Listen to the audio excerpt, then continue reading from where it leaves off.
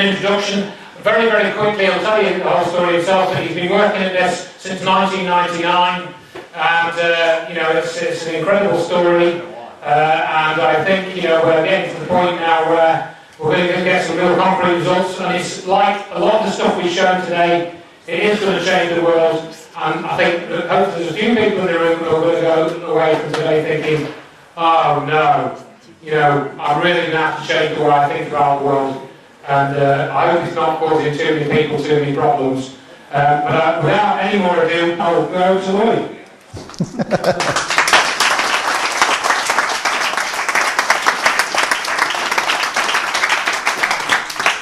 I've known Andrew now for about 10 years. He's a good friend. We've been together many times. I've spent nights in his house and everything, and I understood about 10 words of what he just said, if I understood that much. That's how it sounded to me. As you all know, you're here. I hope you know that you're here to hear about the Starchild skull and the latest evidence and all that.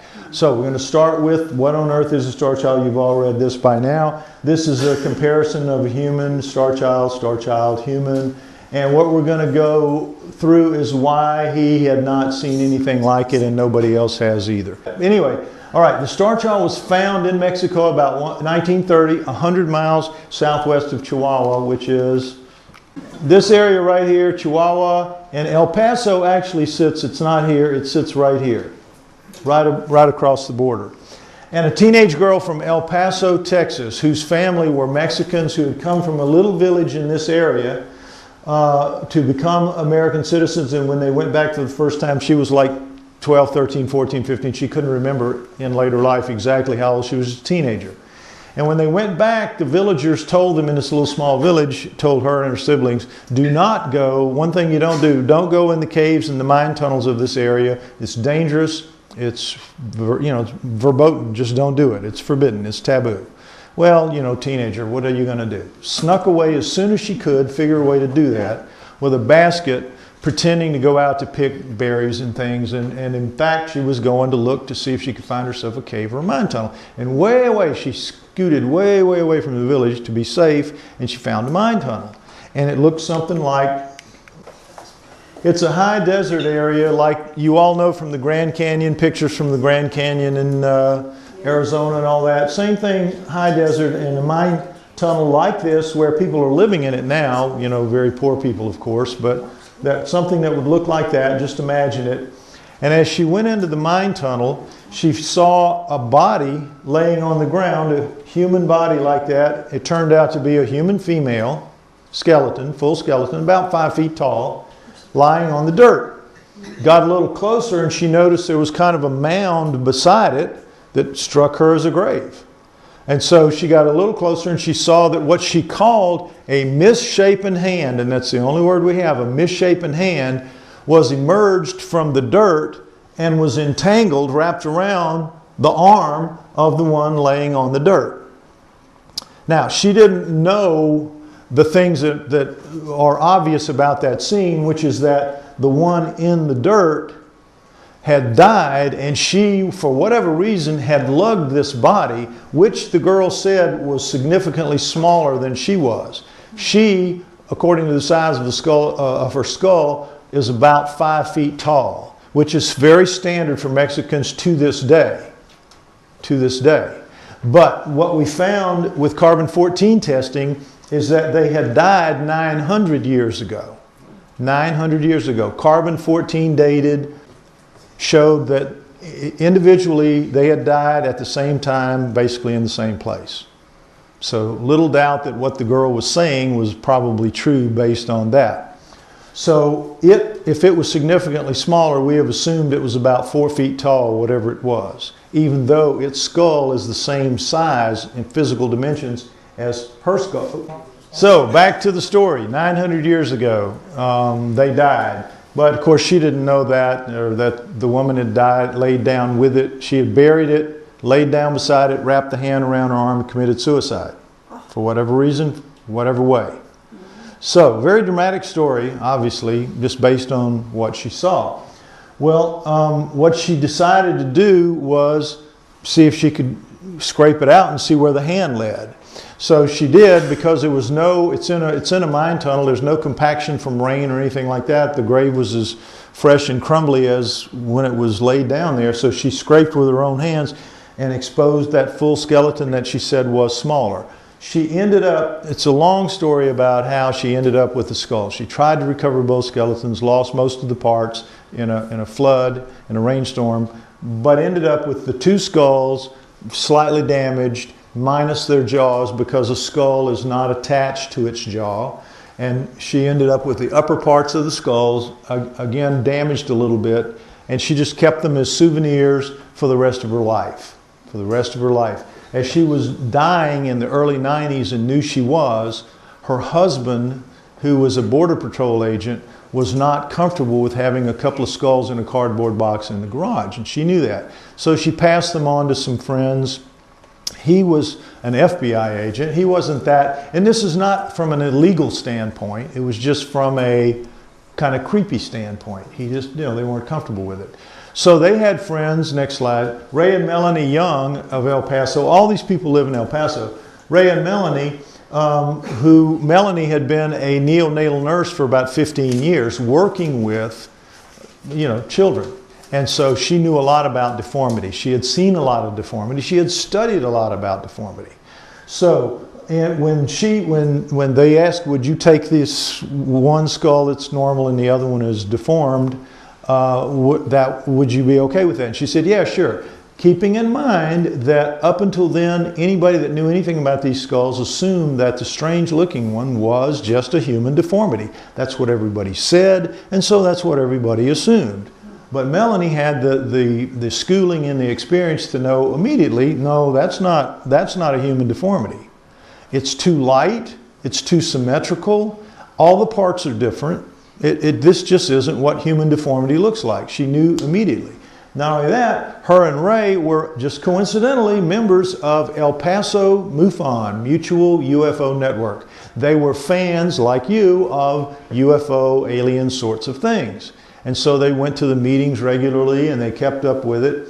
And so Melanie said, not only is this skull not a human deformity, I'm sure, it looks to me like it's got all of the physical traits and hallmarks of a standard gray alien. Now, for those of you who don't know what a gray alien is, I bet you know when I describe it. It's that alien that you see with the kind of little mounds up here in the top of the head with the crease down the middle and the very narrow lower face. That's called a heart-shaped face. People that see them say they have like a heart-shaped face and they got these weird black eyes, That's your standard gray alien. So she looked at it and she says to Ray, I think this is the skull of a gray alien. They decided to find out there in El Paso from experts there, and they took it to a few experts, and each of those experts told them the same thing. Well, it's flat in back, so that means it was cradle boarded, and it's got this swelling in the parietals, and that means it had water on the brain. So it's just a hydrocephalic. It's cradle boarded hydrocephalic. Take it home, forget about it.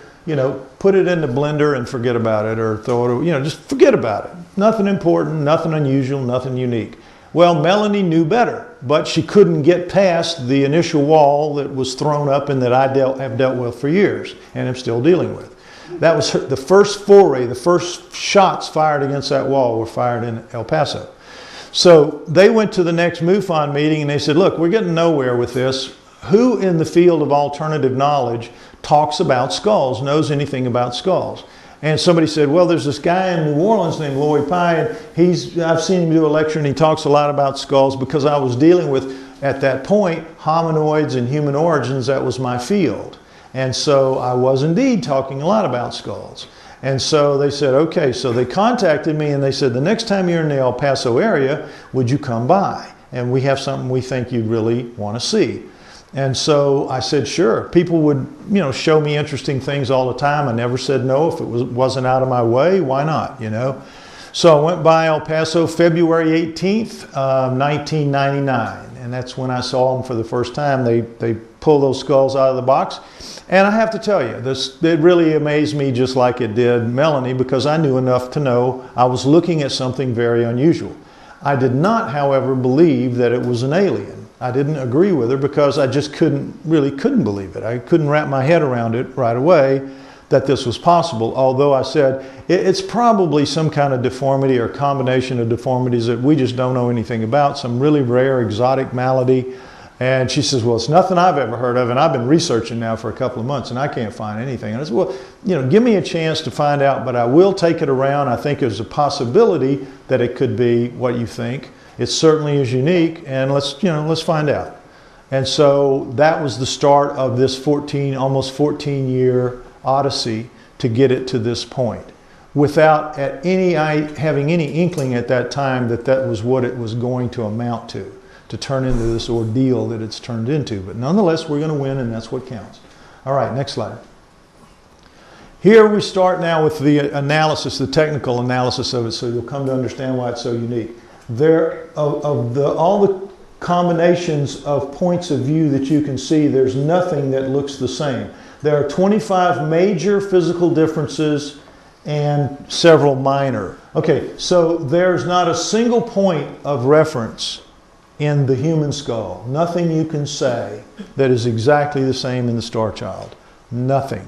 And not only that, the Starchild has some things in it, as you'll see, that is not found in anything else of any kind, any species at all. Next slide. The human, the Starchild. And it starts with this frontal view, and we see the eye sockets, but these are the kinds of things that I'm talking about. All humans have brow ridges. All primates have brow ridges. You know, that little lump around our brows that our eyeballs sit under. Their eye sockets sit under. A little protective shield there a little bit. Starchild does not have that at all. This here, if you put your finger in there in the eye socket, anywhere around it, it has kind of a roundness to it. It feels kind of like a drinking straw, the width of a drinking straw and the shape and smoothness of it. If you do that to the Starchild, it comes right to a point. It's not a blade like it's going to cut you, but it comes right to an edge, like a dull edge. Absolutely different.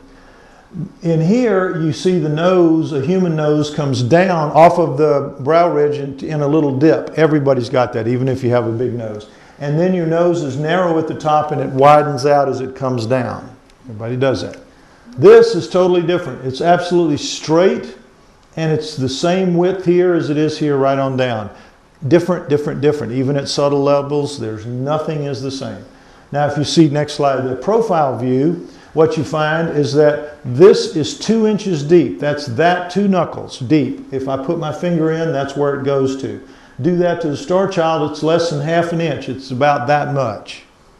A completely different eye socket and a completely different eye. There's no way an eyeball like we have that is bigger in the back and bigger on the bottom so that it'll stay in the head when we get hit. Our eye, what we see is a small part of what's back there, so it'll stay in our heads. This, if it had an eyeball like us in there, would be sticking out to there, right? Can't have that. I wanted to point out, if you would go back, the brow ridge and the dip and the absolute lack of both over here. Next slide now. Pterygoids, ear holes, and Indians. This, when you look at the Starchild by itself, people would always say, what are these 2 little bones sticking out here? Nobody understood what they were. I didn't either before I learned this. This is called the pterygoid plate, and its sole job is to brace this, the upper maxilla, the upper jaw, and protect it so that if you get hit here in the face by anything, a punch or a fall or whatever, this will not just break off and go right in here and kill you. That's what the pterygoid plates do. They're actually very important parts of the skull. Ear holes right here, you see that the Starchilds are shifted forward quite a bit, and we'll talk about that more. But the point here, the real point is the Indians. If you are a creature with a head on a neck, you have a knot of some point in the back of your head where your neck connects to. With humans, it's this thing right here. Feel your own. Everybody's got one. It's called the inion, or external occipital protuberance. They call it inion for short. Various sizes. Everybody's got one. Various positions. If you got a head on a neck, you can have it up here. You can have it down here, but you've got one. Starchild does not have one where it's supposed to. If it's a human, it's got, in fact, an indentation. Its actual one is down about right here because it has a very tiny neck, a small neck, less than half of the volume of our neck, as we'll see in another slide. Next slide. Top view, standard curve of a human head. Everybody knows how that works. And then you have this crease here that makes the crease in the heart-shaped face. Now, also too, you need to understand about sutures. These are sutures. These are parietal bone, frontal bone. And sutures are in all skulls. When you're born, you have this area of bone and this area of bone and this area of bone, but all this in between is very stout ligament, which allows a baby, an infant's head, to reshape, to pass out the birth canal, and then it'll come out and it'll pull itself very shortly back into the size that it's going to take. And then what happens over the next 2 years is these sutures close all around, and the last place to close is this one here, which is called the fontanelle, which is the soft spot, at about age 2. And then the suturing is finished. So the Starchild is clearly, you know, sutured up pretty good, as is this. Next slide. Now, here's the back view. Now, this is what we all look like. This is the occipital bone here. Again, the parietals, and this is the suture line for it and where it connects. This is the inion, the knot that I was just talking to, and these are the fossa where the two big neck muscles come up and attach here to the two big muscles that attach, but also the neck goes around like this. With the Starchild, as you see, it's like somebody took this and just pulled it up and straightened it out a bit, and a completely different, just redesign back here. And this is where the inion should be, and it's just this dent kind of compression, and this is its real inion, this little bitty nub of a thing right here, and that's its fossa compared to that. You can see how much dramatically reduced it is. Next slide. Balance points of craniums is kind of pretty interesting. In a human, this would be more out here because this is cradle boarded, and we'll talk about that in a minute. The female found with the human was cradle boarded. It's an important point, and we'll talk about it later. But for right now, understand that the balance point in a human neck is at about at the 2/3 from the front, because all this is solid bone and brain, and a lot of this is hollow. You have big frontal sinuses that take up a lot of room here. You have the deep eye sockets, you have the nasal passage, and you have the mouth. So basically the front of our face is hollow, basically. So you've got a fat kid and a skinny kid on the seesaw. Well, you got to move the fulcrum back toward the fat kid so that the skinny kid gets a little more leverage, and that's what you have to have here. And that's what nature has provided us with. A neck set back so that the spine comes in here and it gives us proper balance. Starchild, completely different. Does not have frontal sinuses, as you'll see, as those very shallow eye sockets. We assume very small nose and mouth because everything about it is small. We'll talk about that. So that the balance point had to go forward because you got all this extra brain back here, even though it's flattened out, to give it balance, perfect balance, front and back and side to side. Now why? Because it's got that skinny little neck down here that we're going to talk about. Balance is really important for something that is like a weird shaped golf ball on a tee. Now, you guys play cricket here. It's baseball in the States, but the same principle holds. You take a cricket bat, and you hold it in your hand by the handle with the bat part of it sticking straight up. I mean, absolutely straight up, vertical. If you do that and you hold it, it's not that hard to hold it. You'd be surprised, not that hard to hold it. You tip it off even 1 degree, 2 degrees, 3 degrees, and as you start doing that, it'll just pull you over because gravity takes over. But if you can keep it straight up over the center of gravity, gravity works for you. That's how it is with the Starchild, and nature understands that and gave it what it needed to have its head balanced properly on its neck. Now, if it's a deformity, how did nature know to do all these things to make it work? Yeah, right. Anyway, next slide. Now, this is really important to keep in mind. The cerebellum, this thing right here about the size of your fist, sits back here in the base of your neck, and it's extremely well protected. This is some of the thickest, toughest bone in your body, and it's protected by neck muscles as well. The cerebellum is your software. It's your motor. You think and do a lot of things up here, but this is where your blood is constantly moving, your urine is being made, what goes on 24/7 in your body that you're totally unaware of. It never stops. It never sleeps. It's got many more of the neurons and things that it needs in this, to function than this does. This is where we think and do all that stuff, but this is where you really exist. As you know, with Congressman Gabby Giffords, you can take a bullet through the head and live. You can't get a nail pounded into that and live. You got to have this. So it's taken care of. Your body takes care of your cerebellum. What it does is in here, if you could stick your finger in the foramen magnum, you would feel these flanges of bone. And when I take the models and copies around to let people do it, and they'll say, yeah, really there. You can feel these flanges that this thing braces up against to hold it in position, because you got these 3 pounds of this weighing down on it, and it's got to last in place for 60, 70, 80, 90, 100 years. It can't slide out. It can't be compressed, because if it is, it'll slide right out the neck hole. It'll slide right out of the foramen magnum around the spine, and you'll die. And in fact, when you have hydrocephalics where you have the pressure increase, that's generally what will kill them. The push of their cerebellum out through the neck hole. With me? Okay, but with the Starchild, as you see, we've got a very different situation because of the flattening back here. This has to be more in an oval shape, and you've got so much more brain up here. Now let me mention that. This is a standard 5-foot tall female, standard head, and she's got a 1,200 cubic centimeters of cranial capacity. You pour flaxseed in, fill it up, pour it out, measure it, right at 1,200 cubic centimeters, right about what she's supposed to have. Now all of us in here, except the very smaller people, will sit right in here at the average volume of 1,400 cubic centimeters. Most of us in this room would have about 1,400 cubic centimeters. So 1,400 cubic centimeters sitting here in the middle.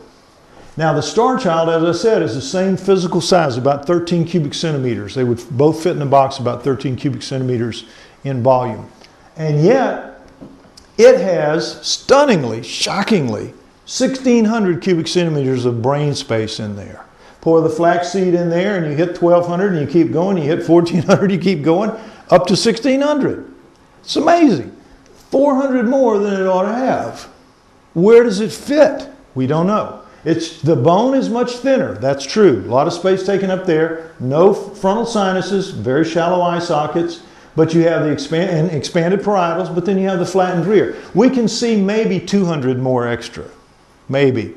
Can't see 1,600, don't really understand how this works. But that's a lot of extra brain weighing down on the cerebellum, that's the point. A lot of extra brain, and guess what? You know those flanges that we have? Doesn't have them.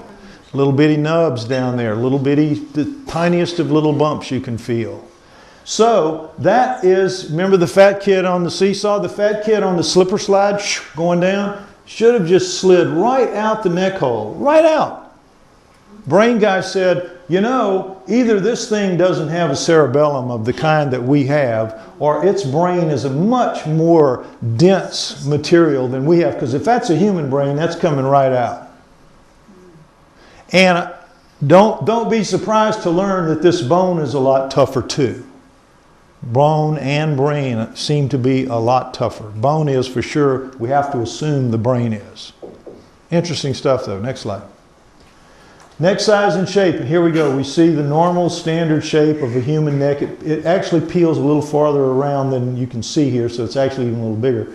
But the Starchild is like this. This is basilar part. This is missing on the Starchild. Nothing unusual about it. That's the last part of the skull to fuse between the age of 20 and 25, but it's also not a particularly good fusion, and so it could have been knocked out in the tumble down the stream that took out it took out one cheekbone here on the human and took out both cheekbones in the lower face here on the Starchild. But nonetheless, this shows the difference in the shape and the volume of the neck. Next slide. This is the absent inion that we talked about, and this is the fossa for the Starchild where the muscles connect. And here you see the spread of the fossa, the size of them, and this is the inion where it, here where it should be. And you see very clearly here the difference in the size of the muscles that attach the neck, a very small neck. Next slide. Zygomatic arches, cheekbones. Your jaw, your lower jaw is not attached to your skull. All that holds it to you is your cheek, the cheek muscles that attach up here to your head. Muscles attached to it, go up through the cheekbones, spread out, and attach it to your head. When you die, your jaw becomes disengaged from your skull. If somebody lifts it up, the jawbone stays there, not connected to your head. Next slide. We see that this is the case, and it comes up, and you can see the difference in the texture of the bone where those chewing muscles attach.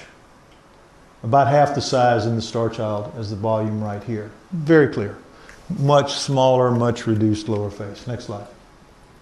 Okay, x-rays show that the Starchild, like any vestige of frontal sinus, and this is the x-ray eye socket, and this is the frontal sinus, and this is the x-ray of the Starchild, and you see there's no vestige, not even a slight thing. Now the first test we had done, first test I was able to arrange was an x-ray test of the Starchild skull and the maxilla.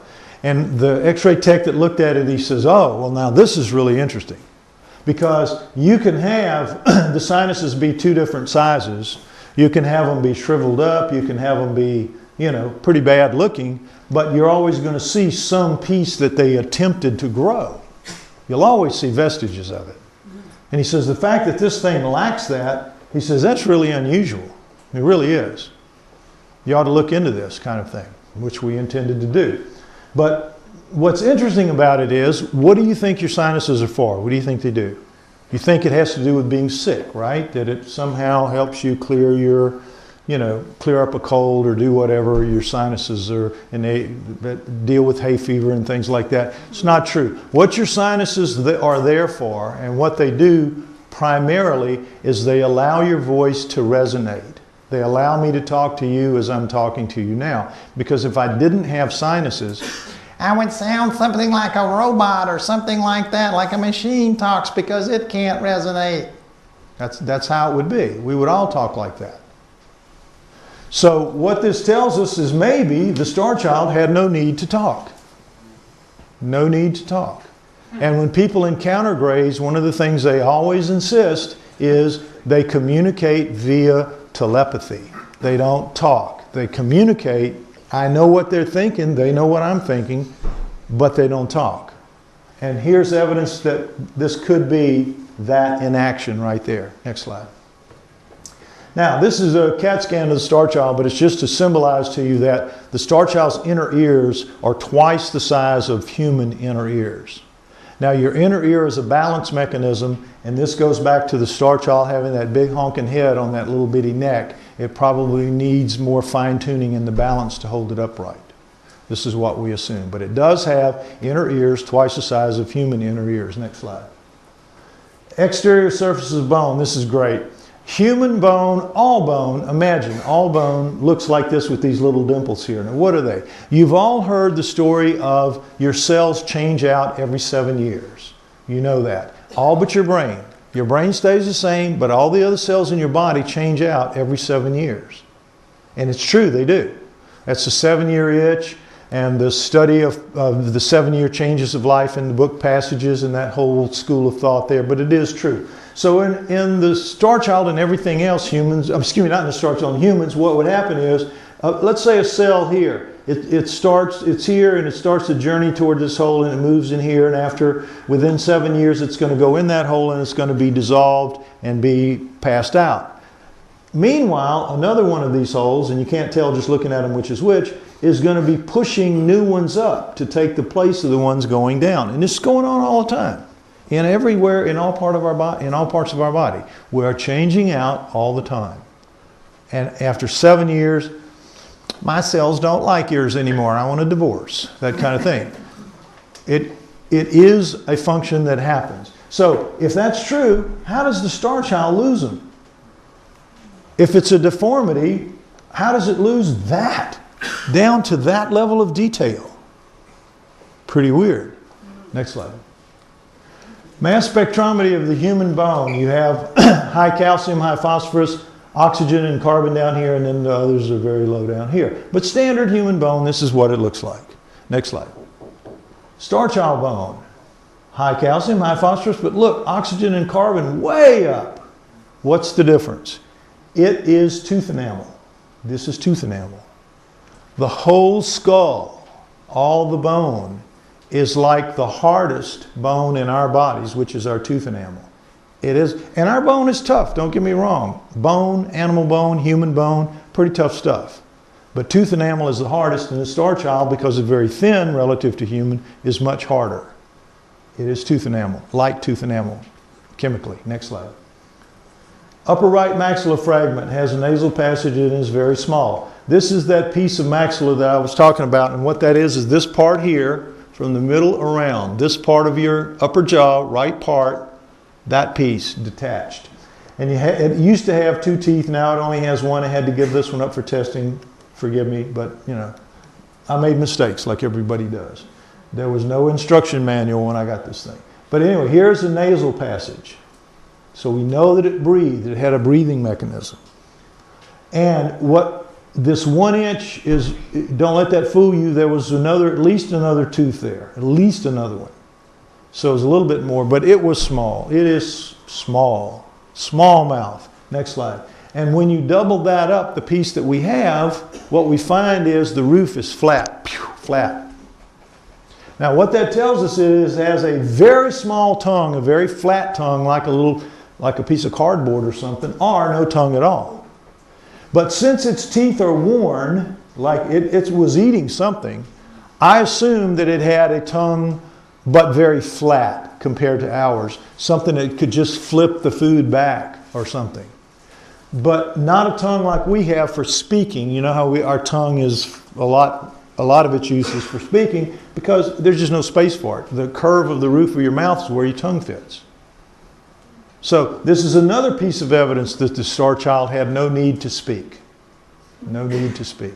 Next slide. The x-rays of the maxilla fragment with one of the teeth gone shows that you have 5 crowns ready to come down. Now, again, back at that first x-ray in the first week, the guy saw this and he says, well, you got 2 teeth down, you got 5 teeth up in the bone ready to come down. That's a kid. That's 5, 6, 7 years old. That's a kid. So we said, okay, child. And that's how the name Starchild evolved. We believed it was a child. Later we found out with expert help that the teeth were too worn for a child, as you'll see. Next slide. Too much torque has to be applied to chip the enamel like this, to crazy enamel. You get this from cracking walnuts and things like that. I mean, really hard work. This is from eating gritty food made with a mortar and pestle made of stone, like that. So you've got all the, the chipping, and you can see the different chips here and the crazing. And it's just not, children can't generate that torque. They just can't do it. They don't have the teeth in their mouths long enough to do that. And plus this is an adult root. When this is the tooth that was pulled out, you can see when a child's tooth comes out, all this is dissolved. You know how they come out and you put it under the pillow and it's just that little part there. So it's just not a child. It was a star adult, but once we called it Starchild, that name has stuck. And that's what it's going to go down in history as, the Starchild. Next slide. How the skulls look now after removal of bone for testing, and this just to let people know how much we've had to cut out of it, and there's also about that much gone out of the backsides. Not the human. Every time we test the human, we get what we want the first time, so it's much less damage, but with the Starchild, they don't get what they want, so they keep cutting, trying to find it, and you have to cut that much more out of it. Next slide. How does mainstream science explain the Starchild? They explain it very simply. Nature can do anything. Nature can do this. It can make a tiger rabbit if it wants to. Nature can do anything. In the same way, when you back a religious person into a corner about religious questions, they'll always back into God can do anything. You can't beat me, God can do anything. Well, science is exactly the same way. You can't beat me because nature can do anything. With all these things that I've been showing you, these physical differences, they mean absolutely nothing to mainstream science. All they do is they just say, sorry, nature can do anything. A guy, I got in an argument, I was pushing him a little bit to answer questions that he had no answer for, and he finally just said, look, I don't care if you stack up 10,000 of those differences. 10,000, doesn't matter. All I have to do is say nature can do anything. Why are you even bothering me? Why are you wasting my time? Why are you wasting your time? Why don't you just go home and forget about it? You can't prove what you're saying. You can't prove it. And in terms of physical differences, he's right. He was right. There's no way to overcome the other side. Why?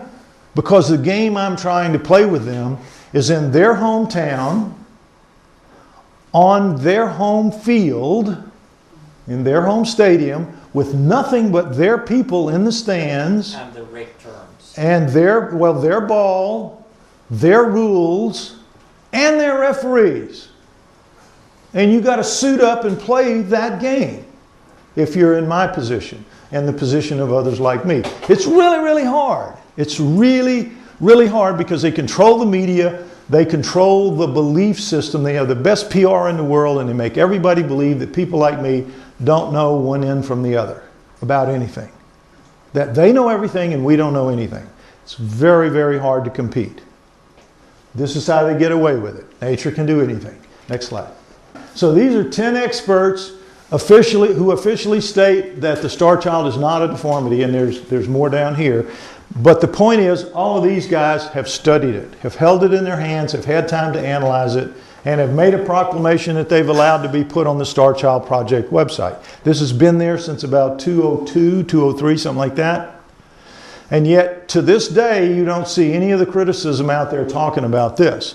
All the criticism that you see on the internet, particularly Wikipedia, is by people who have never seen it at all. Never seen it, never studied it, never done anything. They write from the position of omnipotence. I have a PhD and I know better than everybody.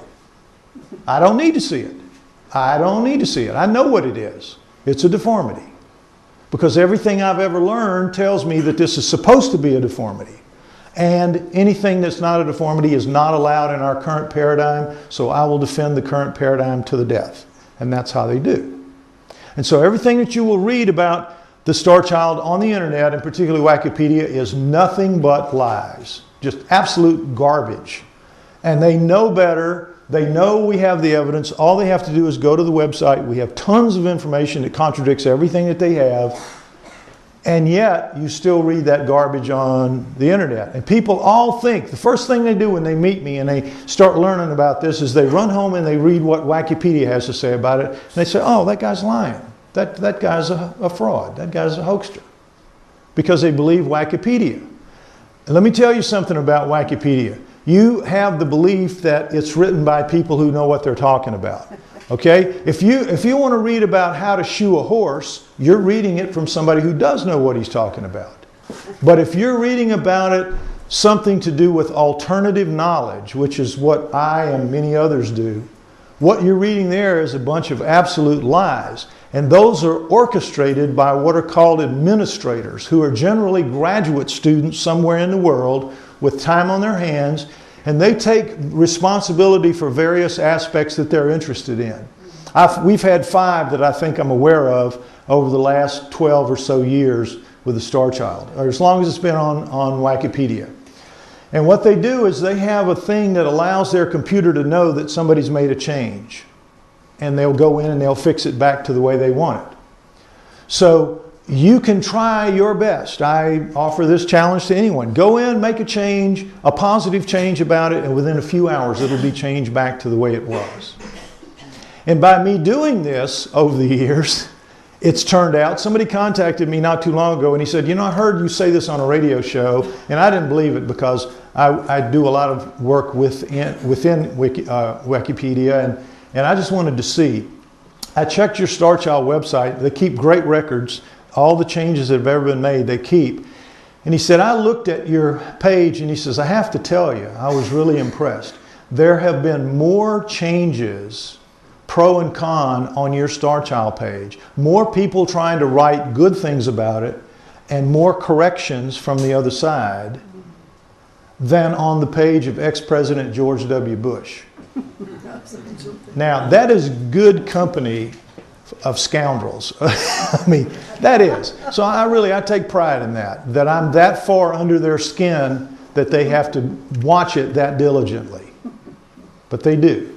That is the way it is. Next slide.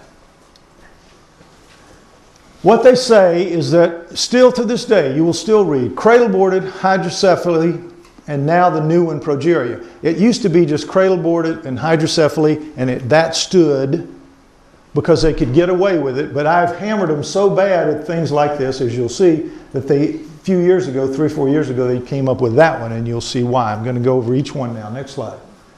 Cradle boarding, you all know, I hope you know, is the practice of primitive societies where you put a baby on a board to put on the mother's back in societies where the women have to work very diligently within a few days of birth. They put the baby back there, they swaddle it, and they have to strap the head down lightly, not crunch it down, just lightly strap it down so that it won't snap around like that as she works and damage its neck. Just hold it down. But because the bone is so soft over the time that it has to stay on the cradle board, it is going to flatten out as flat as the board. And the human that was found with the Starchild 900 years ago, very common, she was cradle boarded. And her back of her head is absolutely as flat as that table, about the size of the palm of my hand. It always starts right at the top of the inion. Can't go below the inion because you can't tear neck muscles off. It has to stop right there, and it stops up at the crown, and that's how it is. And flat as that. So it has to be flat. I'm sorry. Go ahead, next slide. You're right. So with the Starchild, what we see is that it isn't flat. It's got its natural convolutions. You can see them in this shot, and you can see them especially here. And if you ran your hand over it, you'd feel the natural convolutions of the bone, which bone normally has. It was never put up against a board. I mean, never. Morons and even sub-morons, poorly performing morons, can see this and understand this. But your average PhD cannot. Cannot. Next slide. Again, cradle boarded head positions. This is when it's standard, no cradle boarding, when they're both looking ahead. This is the angles of the heads. But now this one, if it's cradle boarded up against the board, kicking back, mom's working, catching some rays, no problem. Everything's fine. Starchild, Mom, please. Oh. Dead in about 3 minutes from strangling. Never happened. I mean, again, sub-level morons can see this. And yet you will go right out on the internet and you'll find them saying that this is it. Cradle-boarded hydrocephalic. Next slide. Hydrocephaly, as you know, I hope, is called water on the brain. It's not water, it's fluid, spinal fluid. Normally, your spinal fluid comes up, washes out your brain of cells that have gone bad. Again, 7 years, everything but the brain, but there are parts of it that do need to be refreshed. And then it comes out through tubes that take it back and it goes out, constantly cycling through. But if these tubes are clogged or in some way impaired, it won't go out and it just keeps blowing until you die. Till the pressure gets such that it squeezes the cerebellum out of the neck hole, and that's it. This is invariably a death sentence, especially 900 years ago. Today, I mean, this is like a third world country, because today, just anybody that's born with it, it's a pretty easy fix to put shunts in there and allow them to go on. There are people, you don't even know what happened to them, generally. It's so easy to fix now. But again, not in all countries. But if it isn't fixed, and this is what you get, it's going to expand at the sutures. The sutures are not going to come together because that's the weakest point. They're not connected. It's easy to see. Next slide. And the same thing, blowing up a balloon, you're not going to be able to put a crease in it. And the sutures are all together. Sub-performing morons can see this. The PhDs can't. You will still see them saying this is the answer to the Starchild. Next slide. If that suture is fused, you can get a crease. If it's abnormally fused, meaning just smoothed over fused. But you can put a camera, as we did up in here, to see this from the inside, and you can see the light shining through. Absolutely perfectly normal sutures all the way around. And they know it. Look, it's not like they don't know it. It's not like they don't know it. We're on that field playing that game. That's what it is. And they're trying to win. Even though they know what they're doing is cheating, they want to win. And so they just pretend that this is true, when they know good and well it's not. Next slide. Last but not least, vein tracts. When your brain has veins on top of it, and when you're an infant, your bone is so soft it touches on those and the veins leave tracks. Everybody's like this. And the Starchild has them too. Now they're repositioned in the Starchild because it has a different kind of brain, a different shape, different everything about it, but it still had veins on its brain, and it shows clearly that it didn't have fluid on its brain, separating the brain from the skull. Morons at work. Next slide.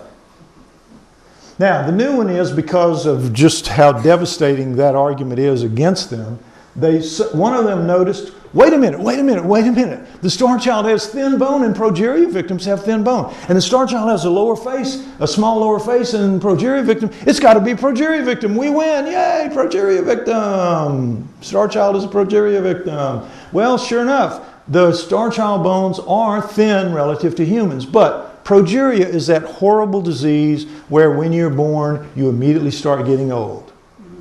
And if you make it to 15, you've lived the equal of about 100. Most of them don't make it to 15. It's a terrible, terrible disease across a lot of areas, a lot of problems. But what it is mostly is you're shriveling up and dying right out of the chute, so that your bones are always very fragile because they're so thin and so weak and so brittle. Next slide. Now the Starchild, sure enough, you see how much thinner it is. It's dramatic. Half or less than half. But certainly in the same area here, it's less than half. And yet, it's 2 to 3 times as hard. It's much harder. When you cut these bones, if you take a saw blade and to make this bone cut right here, a saw blade, you just go zoom, zoom, zoom, zoom, zoom. It'll take you about 50 strokes to make that. Human bone's not, you can see it's not thin and it's not easy to cut through. It'll take you about 50 strokes to make that length right there. To make the same length on the Starchild, take you about 200. It's like cutting sheet metal by comparison. You don't even know you're making progress for a while. Really amazing, that tooth enamel thing, and something else that's coming up later. But you can see very clearly, this is not fragile bone. This is not progeria victim. Next slide.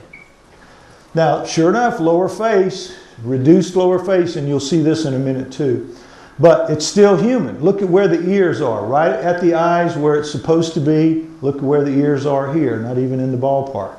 Still human eyes, brow ridges, dip in the nose, human eyeballs in there. So it's shriveled up, yes, but it's still a human being. The parts that aren't really badly affected are still human parts. Next slide.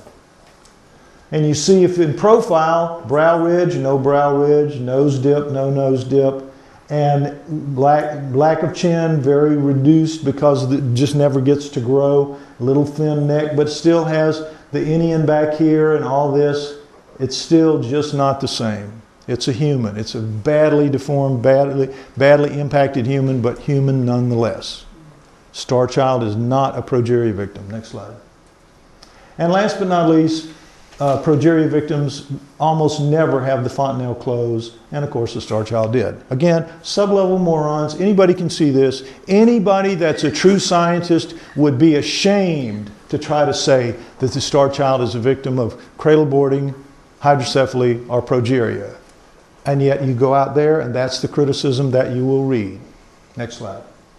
So how do they explain it away? None of the above is true. None of the above. Next slide. And if it's not a combination of what are these things, what was it? Next slide. Well, the first image we look at is by an Alaskan artist named Rob Roy Menzies, who said, look, if I take your x-ray and I put a face on it, it looks pretty cool, don't you think? And I said, well, yeah, pretty cool, except you make it look like somebody killed its dog.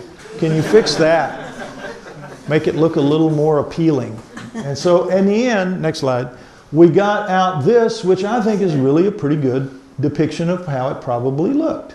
And understand with the eyes, this. With the Starchild's eyes, with that very, very shallow depth of its eye sockets, it can't have a ball like us. That would pop off the head like frog eyes. You can't make it through childhood with eyes like that. You have to have a greatly flattened in eye that sits there and really probably can't move. There's no way. Like we can get 180 degrees of vision by looking left, looking right, but our eyes move because they're round balls in a big socket that holds them. This, in order to get 180 degrees of vision, is going to have to be all pupil, wall-to-wall pupil, so that it takes in more. But in taking in more, you got to have a bigger brain back there to deal with all that it's taking in more. A lot of our brain works to take care of our vision, right? Starchild has all that. So I go along with this idea. Now, the standard gray idea of eyes here is very likely, I think, some kind of a lens that they have to wear over when they're on Earth to deal with Earth light or Earth dark, maybe so they can see it in the night, because you generally always are dealing with them in the night. Not that many encounters in the day, some, but vastly more at night. So it's possible that those are lenses that allow them to see at night or whatever, but I think it's a lens sitting over the eye. Now, this communion picture, this has become the iconic image of gray aliens because of the Whitley Strieber book, the cover of the Whitley Strieber book. But in fact, and Bud Hopkins and others who deal with this will tell you, this is not what people say when they've really seen them. Bud says this is much more like what they describe. They don't describe this. They describe something much more like that. Bud Hopkins himself told me that before he died. It's pretty interesting. Next slide. Now, this is a forensic sculptor. People would say, well, has anybody ever tried to make one of those clay models of the Starchild? And so we finally got a forensic sculptor, Bill Munns, to do it. And this is what he sent me. And I said, Bill, geez, man, those eyes, those are human eyes. It can't be the Starchild's eyes. He says, yeah, I know. Couldn't make it work, Lloyd. They just stuck off the head and it was just terrible. I said, well, what'd you do? He said, we don't have a format for that, any kind of a template for it. I said, well, what'd you do? He says, well, I had to cut the eyeball right in half. You know, the eyeballs that they put in there, I had to cut it in half to make it fit. And he said, and then it was okay. And I said, oh, well, all right. And I said, what about the neck? What are all these big things out to the side? And he says, well, if you do the neck the real size of it, he says, you got this big honking lump of clay up on this skinny little neck. He said, if I bumped it against the table or something, the head might just fall off the neck. So I had to brace it up a little bit. And I said, oh, okay, all right. Well, that made sense too. But I mean, other than that, though, it's a pretty reasonable, pretty good look, I think. Next slide. And you'll see how he put it together, and you'll see those half eyes in there, and you'll watch the process of him putting it together, which is really pretty cool.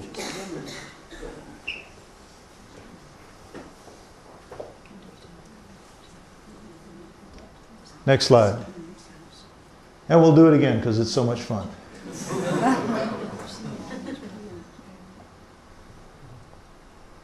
I've watched a forensic sculpture. There's only one thing. They put little wood pins and right. they build it up to a certain depth in different layers.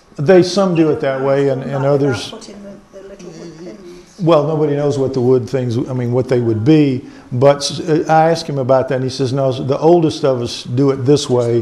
The youngest of us have learned in college to do it the new way. But he said it's the same effect. I mean, it looks good to me, other than those things. Okay, next slide. Now, this is from a guy named Chris Murphy, who, I don't know how many of you are interested in hominoids like Bigfoot and the Abominable Snowman and all that, but he does the best books and some of the best literature, but particularly the best books about that subject. And he does analysis of hominoid faces relative to human faces, and he did this with the Starchild. It turns out that our faces are very well proportioned. From here to our chin, our eyes are in the middle. From our eyes to our chin, our nose is in the middle. From our nose to our chin, our mouth is in the middle. It just divides down like that. It's really pretty cool.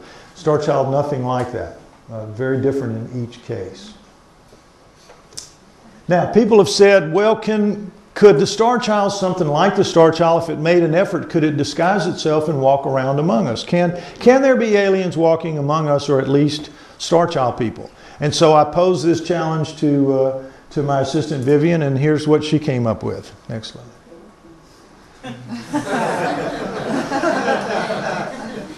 And boy, it's like, well, maybe, golly. Could happen. Anyway, next slide.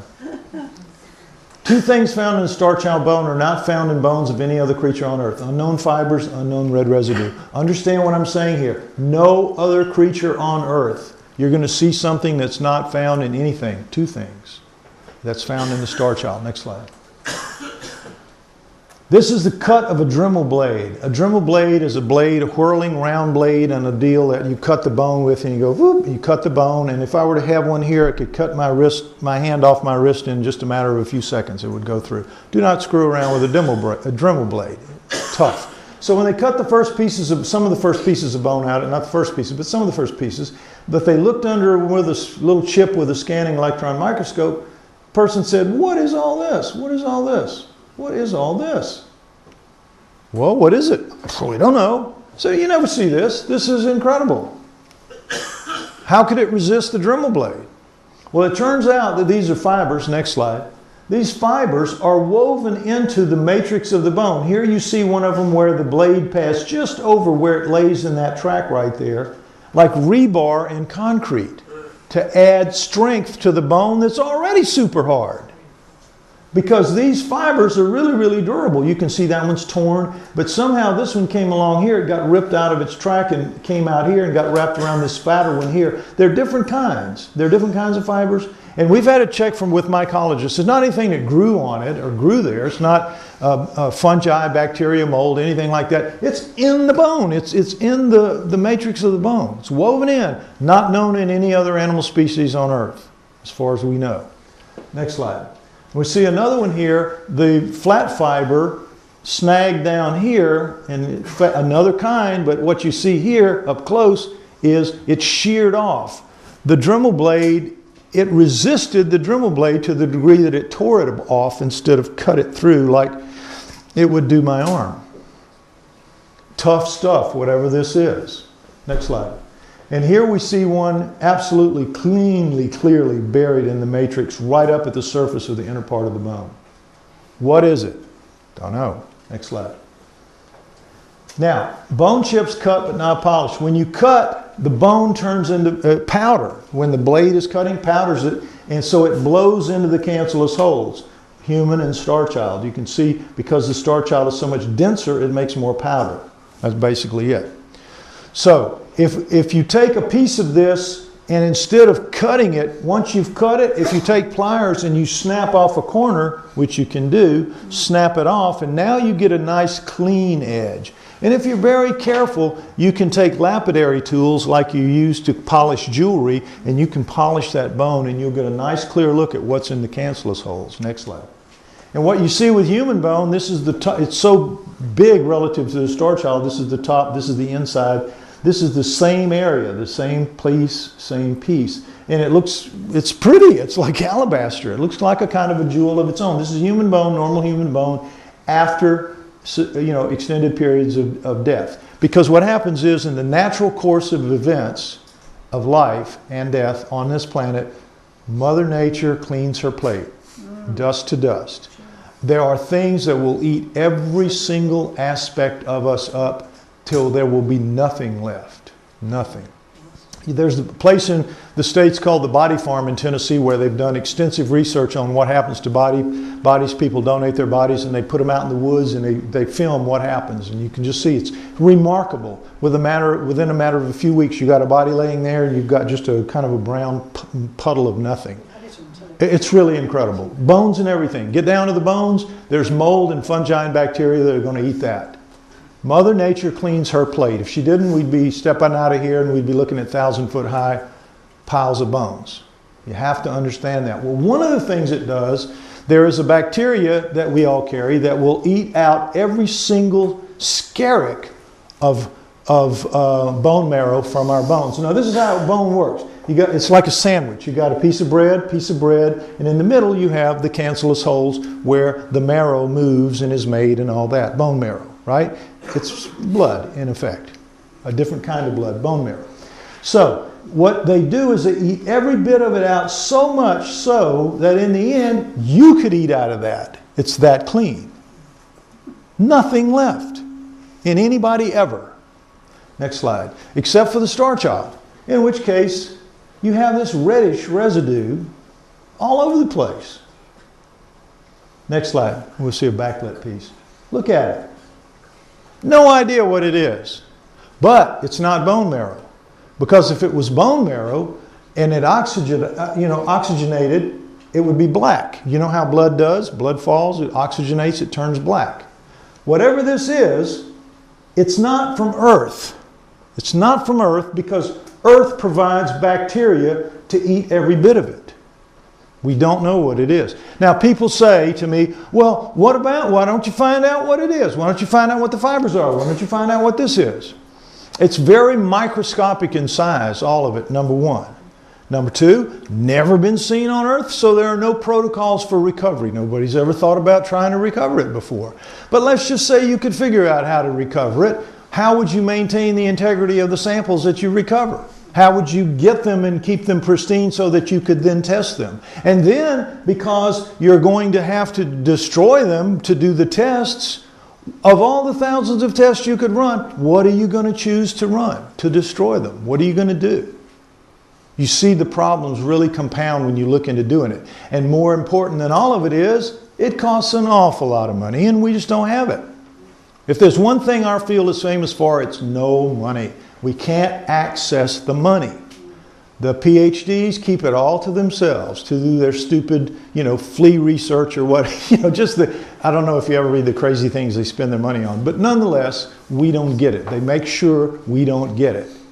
And we have to scrounge around the way we do, and that's one of the ways they keep us down and out of the way of really bothering them. We'd love to know, and one day we will know. When it's appropriate and okay for science to deal with the Starchild, all of these things will be dealt with. Just like Otzi the Iceman, they've spent, $50 million on him over the years to find out everything they could possibly find out about him. The Starchild will be like that one day. Price will be no object. But not now, not until I ram it down their throats and they're forced to deal with it. Okay, next slide. All right, so this is basically just saying what I've been telling you, that the physical stuff just doesn't matter. But guess what? Recently, our geneticists recovered and sequenced several choice bits of clear-cut DNA evidence, and I'll share that with you now. This is quite a ride, and it is. Now, we're going to move into the DNA. Next slide. Did you get that from the teeth? The DNA? No. Bone. We can't. We're saving the teeth for the one that goes to film, the final. So we just get it from the bone. But the Starchild's DNA is good. Okay, everything about the Starchild skull case comes down to DNA. Now, this is where you have to start learning some things. So I'm going to kind of go slow, and I'm not going to leave anybody behind. Don't worry. All of the cells in our body, trillions of cells, not necessarily all of them shaped like a basketball, but whatever their shape is, they have a nucleus, and outside the nucleus, floating in the cytoplasm, are what are called mitochondria. There's only one nucleus per cell, and there are hundreds to thousands of mitochondria floating in here, and the mitochondria are little power plants. Inside the nucleus is all of the chromosomes, and that comes from our parents, 23 from, in our case, 23 from mom, 23 from dad, that make up 3 billion base pairs, subunits, bases, nucleotides. We'll talk about all that in a minute. But so you have the chromosomes in here, 46 for humans, and they're made up of genes, about between 30,000 and 20,000 and 30,000. 30,000 max, 20,000 the lowest amount, somewhere in there. They're still figuring out what it is. But 30,000 genes make up all these chromosomes, and each of the genes is made up of the spiral, the coiled double helix of DNA, and the DNA is made up of the key elements are the nucleotides, these bases stuck together to make the steps of the ladder, and they produce the proteins. And we are our proteins. We make proteins. That's our gasoline. That's what we live on and move on. And also, there are power plants in the mitochondria, and they're producing power for us as well. That's what our cells do. They make the energy that lets us live. Next slide.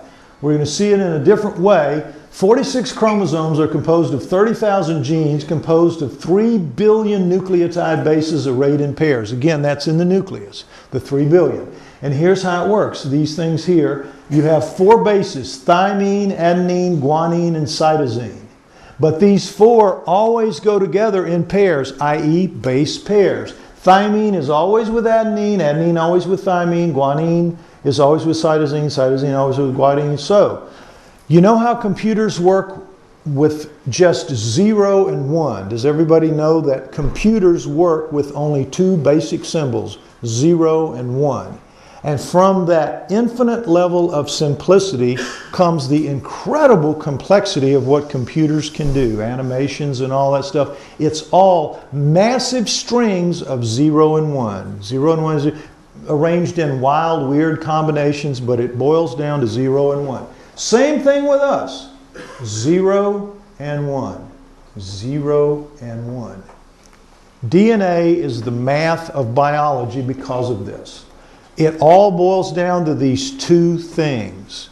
And you have that infinite simplicity blown out into the infinite complexity of our bodies, and not just our bodies, but the bodies of every living thing on earth and every living thing out there. It's incredible. It's incredible to know this. So you have that, and these make up the ladder steps here. And this, imagine, is the 20 or 30,000, the chromosomes, of course, the 46 chromosomes, 30,000 genes wadded up inside the nucleus like wads of rubber bands. Just wadded up. But they're in there, and they're constantly churning, and they're constantly making themselves over, splitting, making new cells. It's mind-boggling when you really get to understand how our bodies work. It really is. Next slide. Okay, so here's how it works. Except the red blood cells, all of the cells have nuclear DNA and mitochondrial DNA. And again, in the nucleus, where there's 3 billion base pairs, you have the chromosomes, 23 from mom, 23 from dad. But in the mitochondrion, which are floating out here in the hundreds to thousands, it all comes from mom. Now, how does that work? Because the egg, you've all seen pictures of the egg, how big it is relative to the sperm when it connects. The sperm is 23 chromosomes with a tail stuck on it. The egg is 23 chromosomes with all the mitochondria in there as well. So with the new person, it's got the mitochondria of the female. So all of us in this room, all of us, we have the mitochondria that our mothers have, that our grandmothers had, that our great-grandmothers had, right on back as far as you can go, with very little change over time. Mitochondria doesn't change very much over time. Now, there's an important thing you have to understand for the rest of this to make sense. In the 3 billion base pairs here in the nucleus, 3 billion, 95 to 97% of it doesn't work in a way that we understand. It doesn't make proteins. It is called junk DNA, non-coding DNA, non-functioning DNA. They're sorry they called it junk, like we're sorry we called it the Starchild, and they're trying to get away from junk, but still everybody knows it as junk DNA. 95 to 97% of this. So that all it's really making us operate is about 90 million base pairs. It's still a lot of room, but 90 million as opposed to 3 billion. Now with the mitochondrial DNA, it's different, exactly different story. There are only 16,569 base pairs. It's a very precise number. You can have 70, you can have 68, but nearly everyone who's everyone who's normal has this, and you don't want to be off normal. And it's a very precise number, 16,569. Now, with mitochondrial DNA, the same story is reversed. 95 to 97% of this works, and only a very small portion, 5 to 3% of it, does not work. And so, if you're going to have a mutation or a difference or a variation in here, and you're not in that 3%, you're going down if you're an embryo. You're not going to make it out. You're not going to be born. You've got to be normal in here, or if you have a variation, it's got to fall in that very narrow window to leave you alive and to let you push that into the gene pool of your haplogroup, whatever your haplogroup is going to turn out to be, because you now have a variation that's going to make a new haplogroup, or part of a new haplogroup. Stuff we'll talk about in a minute. So you can hit in here with mutations in that 95 to 97%, and it's not that bad a problem. Only when you get into the small portion that works, if you have a mutation there, do you begin to have problems. And guess how many we have? Over 4,000 genetic disorders in our gene pool, making us the most plagued with genetic disorder species there is. And that's for another lecture, but it's basically because we're genetically engineered. We're not a natural species on this planet. Anyway, next slide. That's my other work in human origins and hominoids and all that. This is an early gel sheet where the early part of DNA was where you were recovering with primers, 20 to 30 base pairs long, very tiny little strings, and you had to know what it was. Just understand that in the early days of DNA, it was the Stone Age compared to where it is now. Next slide. First DNA test done on the Starchild in late 1999 was done because there were 6 labs in the world that could handle what's called ancient DNA. Ancient DNA is dead longer than 50 years. Starchild was dead 900 years. So it was definitely ancient DNA. But to do ancient DNA, to handle it properly, because it's so fragmented, it's like, you remember the wad of rubber bands? When it's been dead over 50 years, those rubber bands have been put through a wood chipper, and you've got pieces the size of glitter scattered on the floor. And that's what you've now got to pick up and recover and figure out. You can do it, the machines can do it, computers can do it, but that's what you were up against back then. And this lab couldn't do it. It was a forensic lab. Those 6 labs could, because here's why. If a flake of skin off of one of the experimenters, a flake of skin hit the solution, ruined. If a droplet of their breath hit the solution, ruined. Right? It was like you had to work in a clean room. That's why there are only 6 labs that could do it. I wanted some kind of result, so I gave it over to these people. And they started out, I think, with the best of intentions. But in the end, other people on the campus found out what they were doing, and they just put pressure on them and said, get that thing out of here. Just get it out of here. And so, next slide. The report I got from them finally after 2 contaminations was a very weak result, 200 picograms, when 1,000 was normally what you would need. And they said the result is XY chromosomes, which tell us the star child was a male and it's human. They were basically saying, go home and forget about this. This is dangerous. We can't fool with it. You shouldn't fool with it. Forget about it. And I said, you know, this can't be right. And they said, it is right, and we're going to put it out. Now, they again had already contaminated 2. This is another contamination. I don't even know if they even did it. I think they just wrote this because this was what the mainstream scientific community wanted to hear. And right now, to this day, again on Wikipedia, you will read them referring to this test right here from Bold in '99, saying that the child was male and that it was a human. You can read that as if it happened yesterday. As if it happened yesterday, in criticism of the Starchild. And so we were just absolutely floored. When this happened and the word went out, everybody, everywhere heard that the Starchild was a human, and that was it. Next slide. And so for the next 3 years, it was dead. I couldn't get anybody to listen to it. Lloyd, Yes? who funded that lab? Who gave that information? Who were the main funders? The owners of the skull, Ray and Melanie. No. The first lab was funded by Ray and Melanie. Yes. I'm getting to what you're referring to, I think. Okay, so the Starchild skull, 3 years dead time. I couldn't get anybody to listen to me at all. The mainstream overwhelmed me with the lies from that lab. That lab, I know, gave us a wrong result deliberately to get the mainstream off their necks. All right, so at the end of 2002, I had lived out of my pocket for this whole time. I couldn't make any money really. I had gone about $50,000 in debt, and I had to go bankrupt. And my girlfriend of the time said, you are crazy. Go back to who you were. Go back to the hominoids. Go back to the human origins. You can't keep doing this. You're killing yourself. And I would say, but I know what it is. I know what's right. And she would say, it doesn't matter. You can't beat them. They're too big. There are too many of them. You can't beat them. So I sent finally a letter out in November 2002 to the 1,500 or so people that were following me at that time. And I said, I've got to give it up. I can't do it. Ray and Melanie understood. Everybody understood. I'd put my heart and soul into it, and I just couldn't do any more. And so then, next slide, the lady that I'm staying with right now in Highgate, London, Belinda McKenzie, raised the dead. She read that letter and she said, my dad recently died and I've come into some money and I'd like to help you do what you need to do.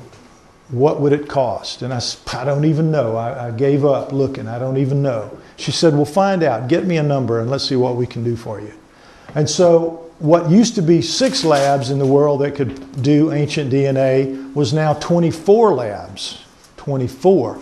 And one of them was a new lab by 2 young men, next slide, called Rip and Molly and Jason Eshelman.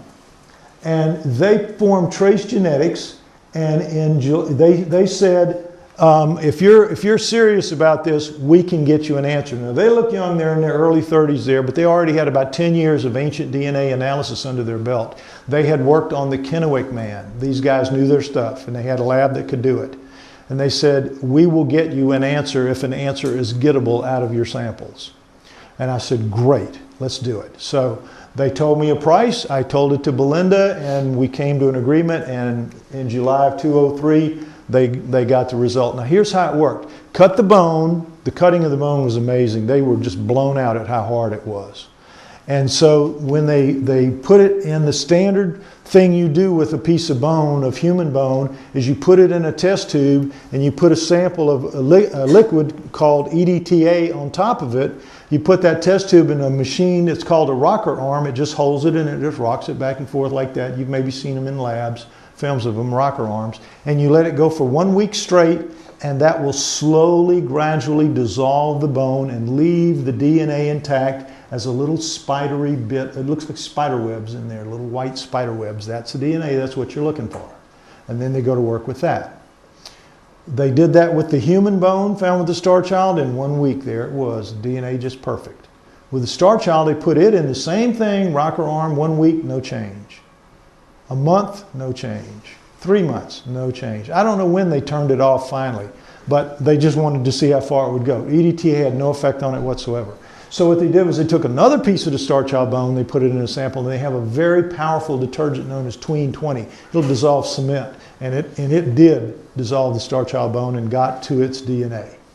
So when they were able to test it, they did. The human very quickly came up, first attempt, no problem. Starchild 2. First attempt, for mitochondrial DNA. Let's test mitochondrial first, it's easy. Next slide, human came up first. Very simple, right here, haplogroup A. These 4 right here mean haplogroup A. These 4 here in this array means haplogroup C. Well, what does that tell you? Starchild and the human found with it were not mother and child. And we had believed for a long time that it was a mother and child. And 203 proved, according to this, that they were not mother and child. But the Starchild did have a human mother, because that mitochondrial DNA was human mitochondrial DNA, or it looked like it anyway. At the time, the primers, remember we're talking primers, 20 to 30, and sometimes as much as 50 base pairs long, were pulling out little pieces saying it's human. It's all they could do in 203. That's all the technology they had at their disposal. So after they got the mitochondrial DNA, we knew its mother was a human. They said, okay, now we're going to go after the nuclear. Now you got to brace yourself, because the mitochondrial came up on the first attempt very easy. So this is looking like we're going to get a sample. And if it's human dad, then you've got a human on your hands, like it or not. So I was ready for that. I just wanted it over by then. It had been a long time. Next slide. But after 6 attempts, 6 full attempts to get its nuclear DNA, they could not get a recovery. Could not get a recovery. Now this is what the Bowl lab said they got. Nuclear DNA, male, human, remember?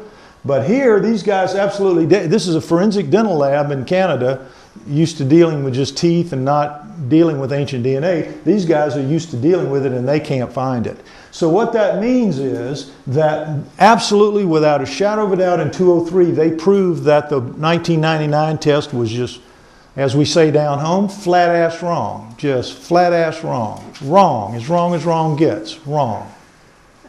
Now, that should have been it for science. You know what science did? I started sending this out to all the people that had written, criticisms and people who were hammering us on the internet and all that. I said, look at the new test.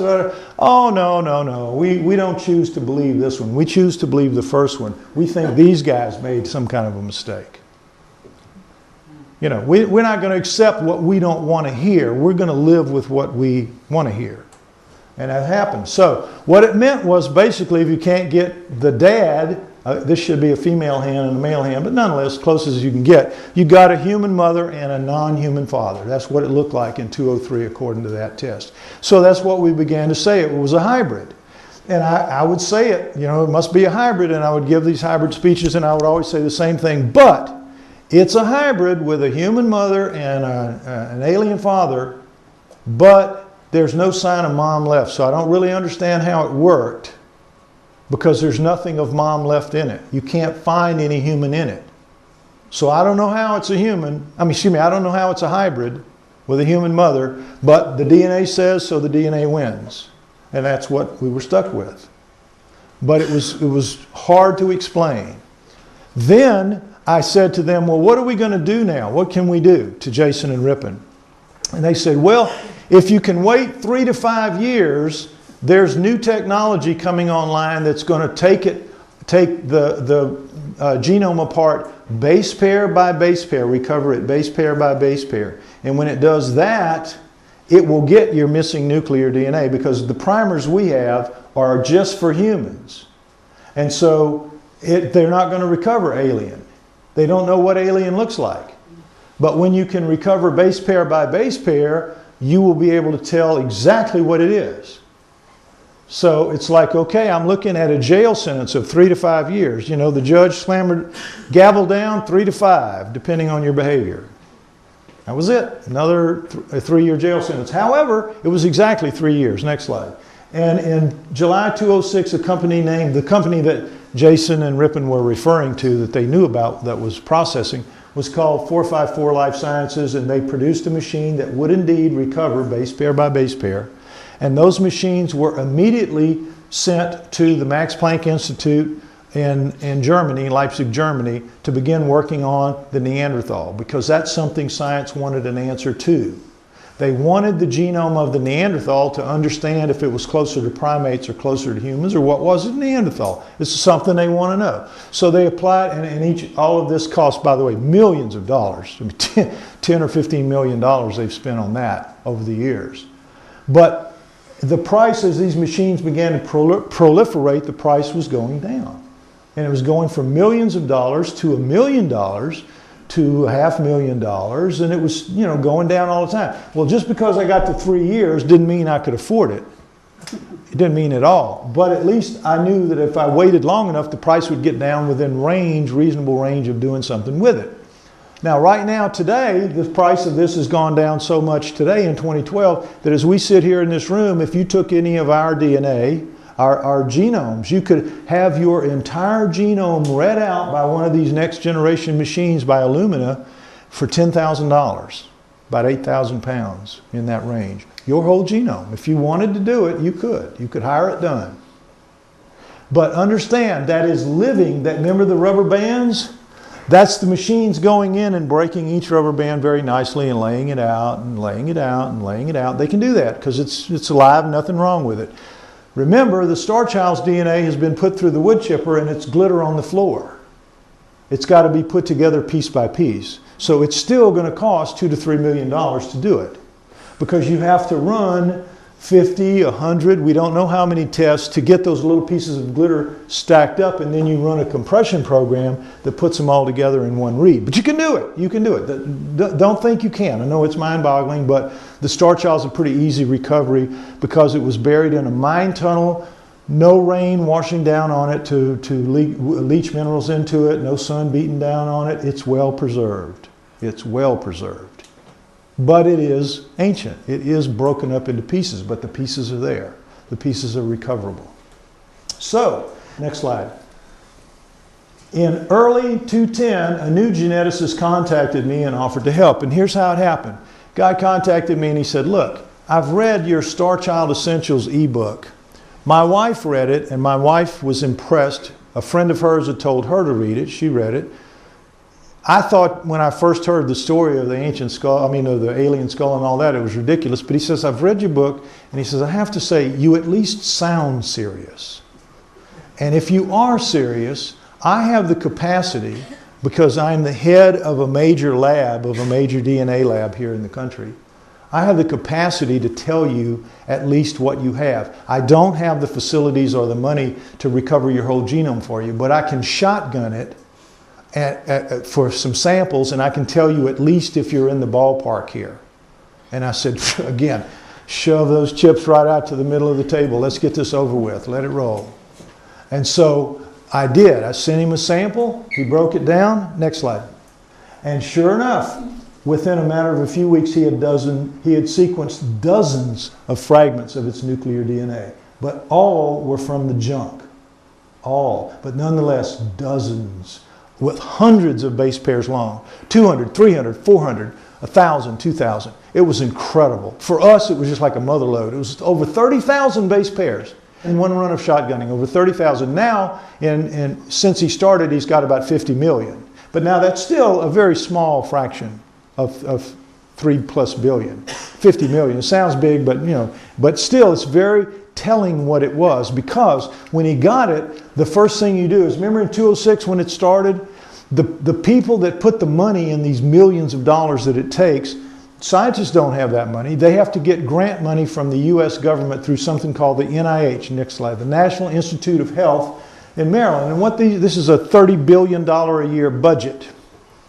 And if you're a scientist and you want to test something, you want to get its genome, you apply to them for a grant, they give you the money, and you do it. Well, once these machines were available and proliferating around the country and the world, but particularly around the country, the US, they were doing everything, anything, chimps, humans, people, gorillas, flowers, bacteria, everything they could think of, they were doing genomes. And the only deal was if the NIH put the money up, you had to send the results back to them. And so they have this giant database that by the time we were looking in middle 210, they had over 120 species types in there with literally millions and millions of coherent base pairs. So that if you're now a geneticist, like he was in the middle of 210, and you've got something new and interesting, you don't break your neck trying to figure out what it is. You just send it to the NIH and let them run it through the computers, and they send back and they tell you what the samples are, right?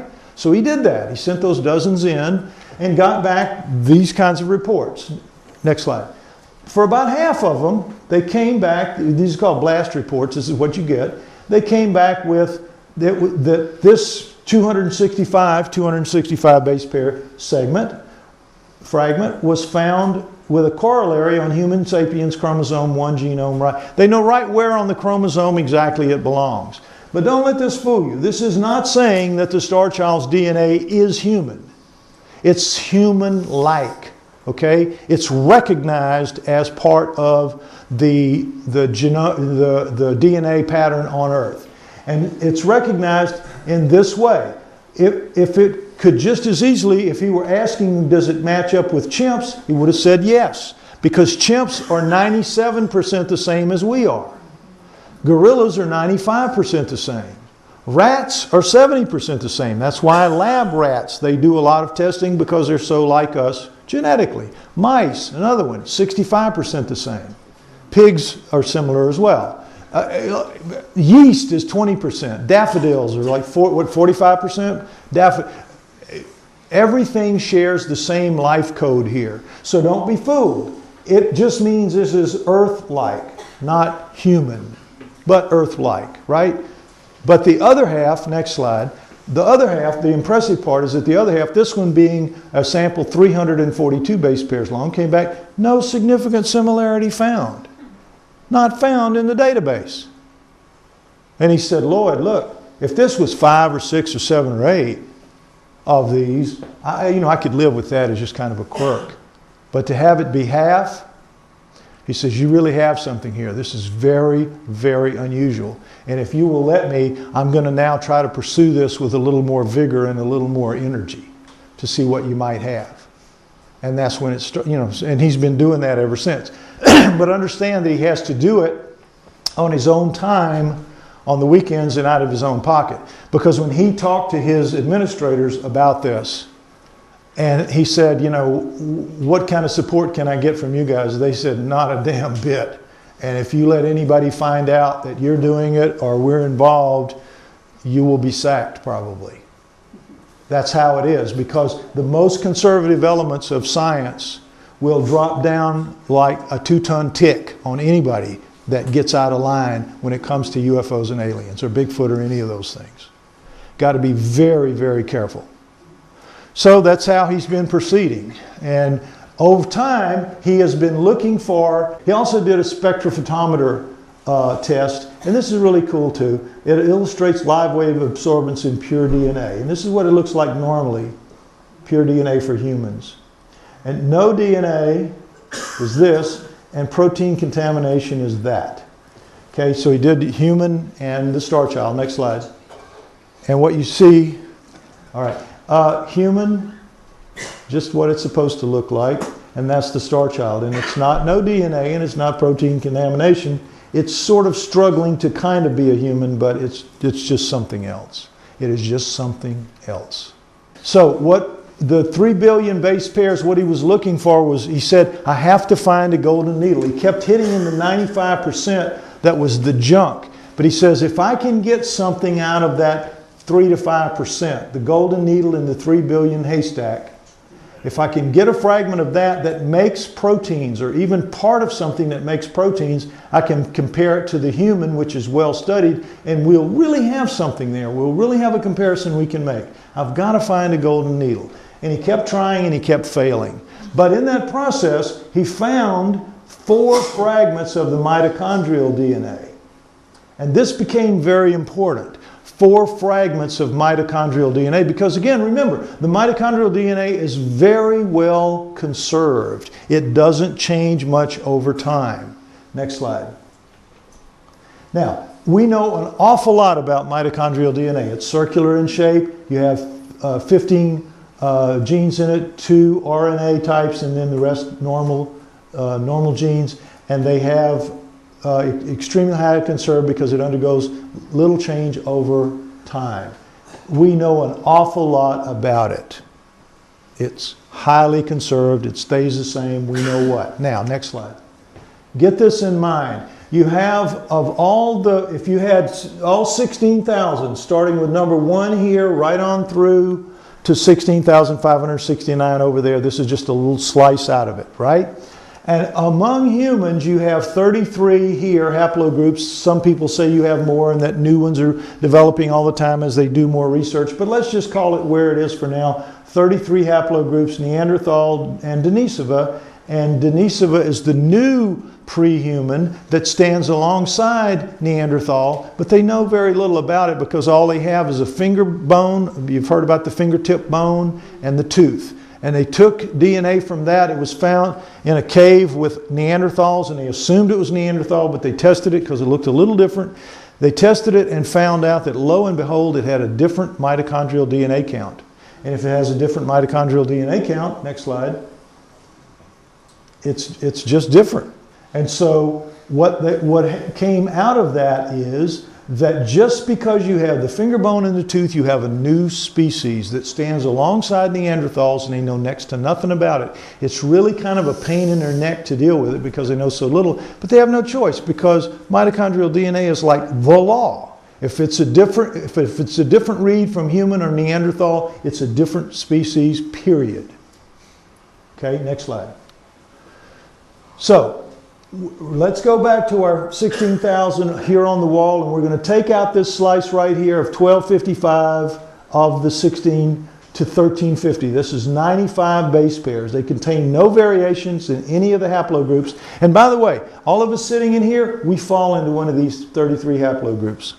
We have the number of differences that make up the haplogroup. There could be 5 or 6 of us that share the same haplogroup and we have absolutely no relation to each other at all.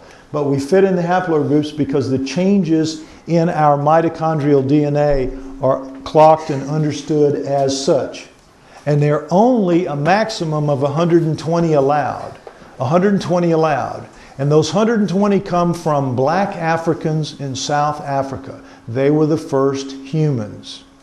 And you, as just a sidelight, I always mention that Zecharia Sitchin wrote in The 12th Planet in 1976. 1976, he wrote that the first humans were genetically engineered in South Africa to be slaves and servants as the Adamu, the black-headed ones, the black people, whatever you want to call it.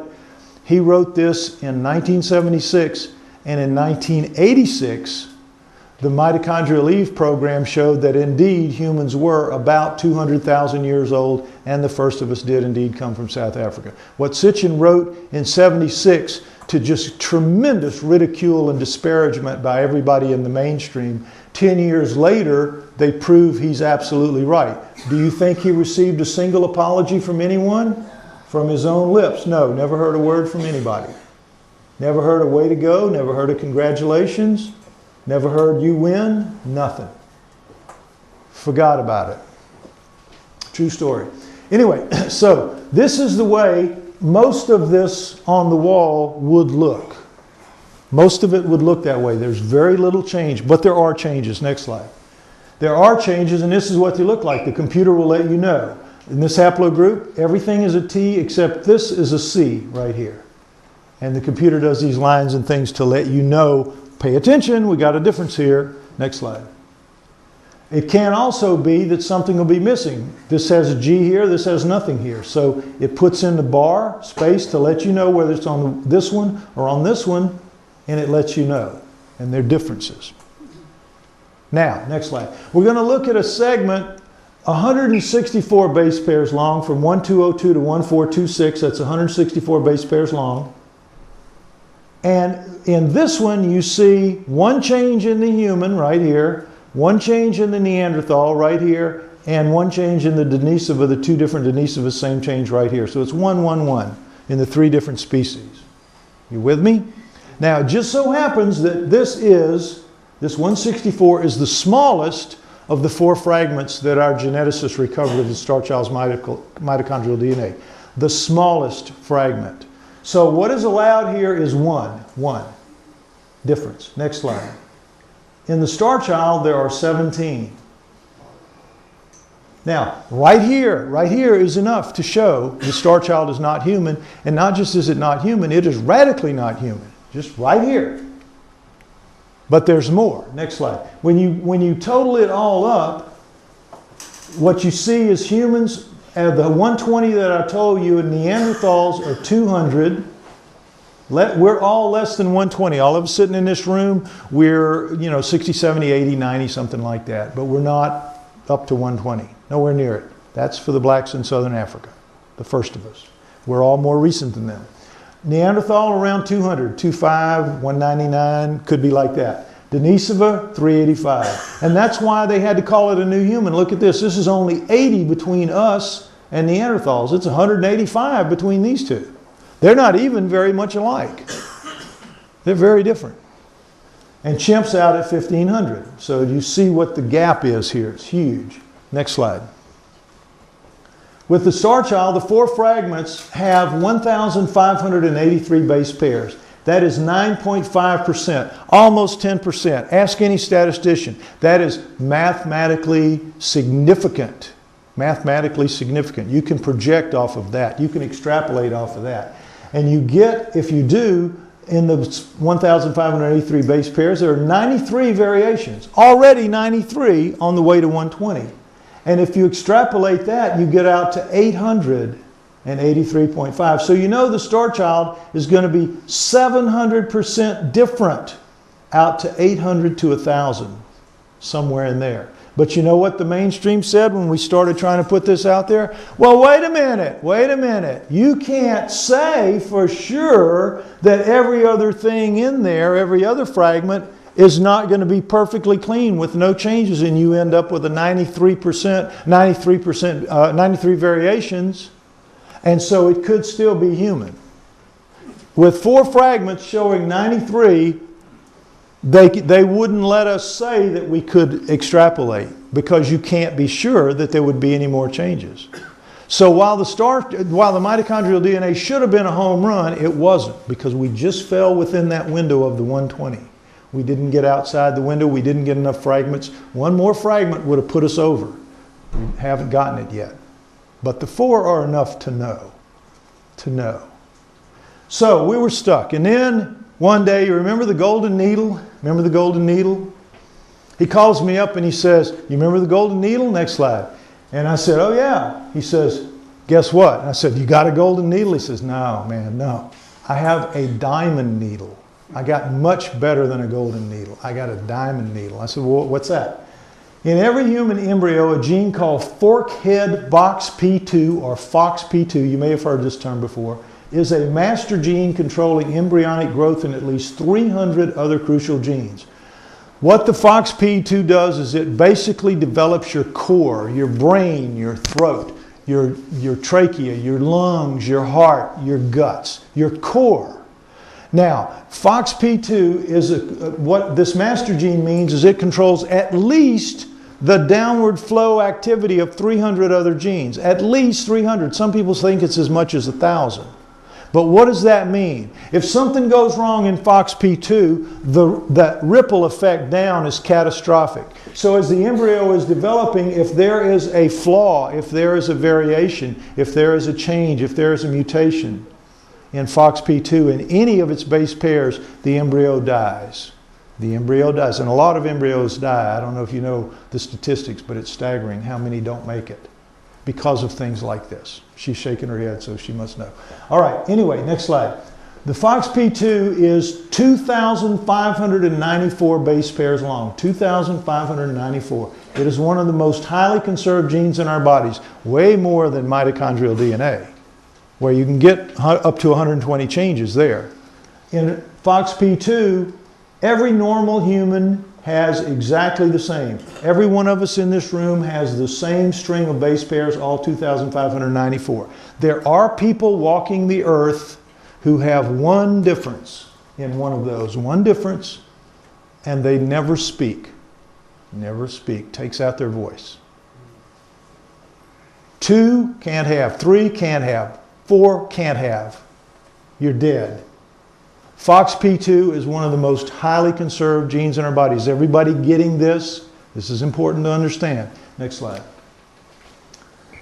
A 211 base pair fragment of Starchild FOXP2 is compared to the exact same 211 base pairs in humans and in several other species. Rhesus monkey, mouse, dog, elephant, possum, chicken, a type of frog, and zebrafish. And you see the similarities because everything has a FOXP2. Everything has a variation of FOXP2. It's one of the most important genes on Earth, not just in our bodies, on Earth. And it better work because it has all that downstream effect. It has to be the same. And if you look at the human, sure enough, every one of us in this room would have exactly this 211 base pair fragment. If you pulled it out of us, it would line up exactly, letter for letter, with that piece right there. Now look at the Starchild. How many red differences do you see, do you think? Next slide. 56. 56. Nothing allowed for humans, Neanderthal, Denisova. You get to a rhesus monkey, you have 2, a mouse 20, dog 27, 21 for elephant, possum 21, frog 26, Starchild 56. 56. Its base pair fragment says 56, that's 8% of the total. Again, mathematically significant, 8%. Extrapolate that out and you get 700 total. This is a fragment and they have 56, none allowed, and 700 in the range is what's going to be in the Starchild's total. Now, the best way to analogize it is this. If you're human, FOXP2, your area code is here in England. You're a human. You're a Neanderthal, you're over to France. 200. Remember, you're over to France. If you're a Denisova, you're over to Japan. 385, pretty far away, you're over to Japan. What's the area code of the Starchild? The moon. Right, exactly, the moon. That's it, the moon. He got it. It's absolutely that staggeringly different. It is overwhelming. It really is. It's so overwhelming, next slide, that our geneticist decided that with the strength of that, he went back to his bosses at the lab and he says, look, we have it. I want to start applying for grants. I want to come out of the woodwork to the extent that I apply for grants, confidentially of course, but apply for grant money to try to get this paid for. And I said, great idea. And they said, yeah, okay, go for it. We can see it as well as you can. So he wrote an abstract as part of the grant. And when I saw the abstract, I said, you know, it doesn't mention who you are. It doesn't mention the lab. Could I put it on the website? And he said, yeah, sure, go ahead. And you can go on the website and you can read it. Don't think you're going to understand it, but you can read it. Because it's written in scientific language for other scientists who will get it. And so, put it up there, and just before I came on this trip, I got an email from one of the top geneticists in America working in California. And he said, I'm going to be speaking at Oxford and Cambridge and all these places in England while you're there. I'd like to meet with you because someone sent me that abstract. And he says, if that's true, and I said, it's true. He says, if that's true, you guys have this in the bag. You're going to win this. You know that, don't you? And I said, absolutely, we know it. And he said, I want to talk to you about it. So on September 7th, which just happened to be my birthday in Manchester, we had a 3-hour dinner meeting at Michael Caine's restaurant, of all things. Not the Michael Caine, the famous chef Michael Caine. But anyway, it was cool. On his nickel, of course. I couldn't even, couldn't get a burger there. But anyway, the point is, we had a great meeting. I explained to him the background and the story and how it had all evolved and all this.